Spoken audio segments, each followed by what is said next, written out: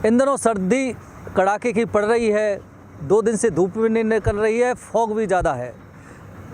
पशु पक्षी इंसान सभी व्याकुल हैं ठंड से, लेकिन गर्मी का माहौल भी इन दिनों भरतपुर में देखा जा सकता है, क्योंकि जाटों का जमघट आरक्षण के लिए शुरू हो चुका है। दरअसल भरतपुर धौलपुर के जाट पिछले 9 वर्षों से केंद्र की ओबीसी में आरक्षण की मांग कर रहे हैं, लेकिन उनकी मांग पूरी नहीं हो पा रही। अब चूंकि लोकसभा चुनाव आने वाले हैं, राजस्थान और केंद्र में बीजेपी की सरकार है, डबल इंजन की सरकार है, इसलिए जाटों को अब लगने लगा है कि डबल इंजन की सरकार है और लोकसभा चुनाव भी आने वाले हैं, इसलिए इससे अच्छा मौका अपनी मांग मनवाने के लिए हो नहीं सकता, क्योंकि मांग भी जायज़ है। जायज़ इसलिए है क्योंकि राजस्थान की ओबीसी में तो इन दोनों जिलों के जाटों को आरक्षण है, लेकिन केंद्र में नहीं है। और ये भेदभाव का आरोप भी जाट नेता बार बार लगाते रहे हैं।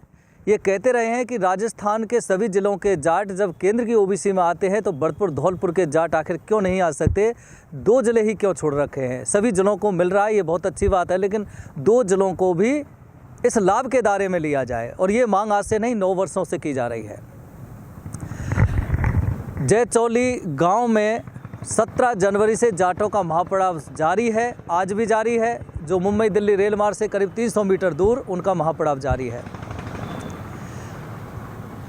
बीजेपी के कुछ लोग वहाँ पे पहुँचे थे, बीजेपी के विधायक डॉक्टर शैलेश सिंह वहाँ पहुँचे थे निमंत्रण लेकर कि सरकार आपसे वार्ता करना चाहती है, इसलिए सरकार ने भी 4 सदस्यों की कमेटी का गठन कर दिया। और उधर जाट आंदोलनकारियों ने भी 11 सदस्यों की कमेटी का गठन कर दिया। कल ये जयपुर गए हैं, सरकार की जो कमेटी सरकार द्वारा गठित कमेटी है उससे वार्ता भी हुई हैं, लेकिन बताया जा रहा है कि 4 सदस्यों की जो सरकार की कमेटी है उसमें सिर्फ 2 ही सदस्य आए, 2 नहीं आ पाए। सिर्फ 2 दिन या 3 दिन का समय आपको दिया जा सकता है सरकार को। राजस्थान सरकार के मुख्यमंत्री या जो भी कमेटी है वो केंद्र सरकार से बात करे, क्योंकि खास बात यह है कि वैधानिक प्रक्रिया इनकी जाटों की पूरी हो चुकी है 2017 में, क्योंकि 2015 में जब इन दोनों जिलों के जाटों का आरक्षण राज्य से भी ख़त्म कर दिया था, तो आंदोलन के दौरान मुख्यमंत्री उस समय की वसुंधरा राजे ने ओबीसी कमीशन की स्थापना की थी और ओबीसी कमीशन की सर्वे रिपोर्ट के आधार पर राज्य सरकार ने दोनों जिलों के जाटों को राज्य की ओबीसी में जोड़ा था। इसलिए बता रहे हैं कि सर्वे का काम ओबीसी कमीशन द्वारा पूरा हो चुका है 2017 में, उसी के आधार पर राजस्थान की ओबीसी में आ चुके थे।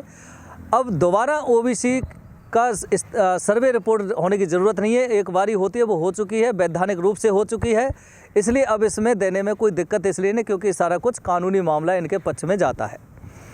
केंद्र सरकार अगर चाहे तो चंद मिनटों में भरतपुर धौलपुर के जाटों को केंद्र की ओबीसी में शामिल कर सकती है, नोटिफिकेशन जारी कर सकती है, लेकिन कर क्यों नहीं रही है?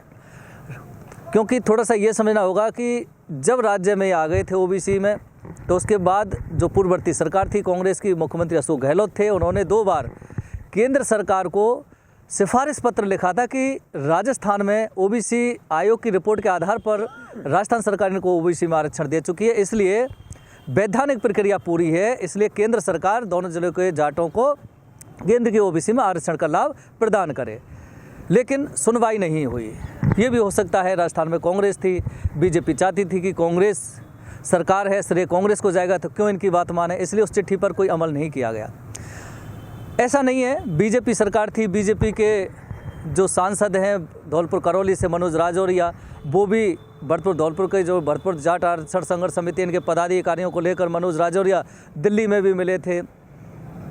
जो मंत्री हैं इसके समाज कल्याण के उनसे भी मिले थे, सब कुछ बात हुई थी, प्रक्रिया आगे चली थी, लेकिन प्रक्रिया ठप हो गई थी, कुछ ज़्यादा आगे प्रोग्रेस नहीं कर पाई थी।